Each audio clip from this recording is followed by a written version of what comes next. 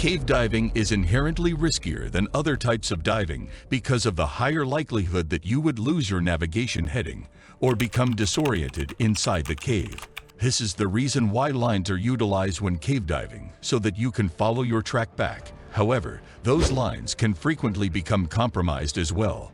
Hello and welcome back to Cave Hazards. We have got you the news of one of the dangerous caves in Florida. However, the depth of the cave mixed with the fact that you are in it presents the greatest risk to visitors of Eagle's Nest. The nest can reach depths of between 250 and 300 feet. Although this is not a problem for a deep diver or tech diver who has received the appropriate training, if something unexpected happens, you won't be able to get back to the surface. Recently, 2 men were lost while on a scuba diving adventure in a complex cave system in Florida that spans a significant distance below the surface. To know more, let's begin. On October 16, 3 scuba divers were cave diving when they fell into the water at Eagle's Nest, a lonely sinkhole hidden in the pines in Chassahowitzka Wildlife Management Area in west central Florida.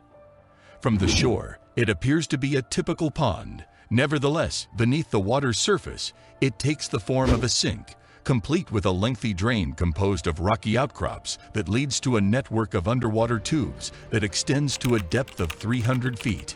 Justin Blakely, Patrick Peacock, and Chris Rittenmeyer were the 3 men who explored the cavern. Peacock and Rittenmeyer were experienced cave divers, and they proceeded to explore deeper areas of the cavern, while Blakely investigated a region that was closer to the surface. Blakely arrived at the location where they were supposed to meet at 3 o'clock in the afternoon, but the others failed to show up. He came back every half hour, but his pals were nowhere to be found each time he checked. At 6 o'clock, he placed a call to the authorities.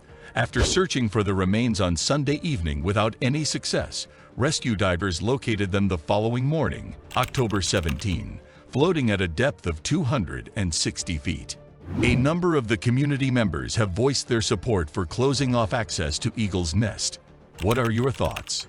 It is not the cave itself that is responsible for the majority of fatalities. However, the investigation of such situations, as well as the research of human physiology regarding what it takes to become a cave diver, are all things that are beneficial to society as a whole. My sincere goal is that any reports made by the media would inspire individuals to acquire the appropriate level of education before venturing into these kinds of settings. There is a very comprehensive list of training that you are required to complete.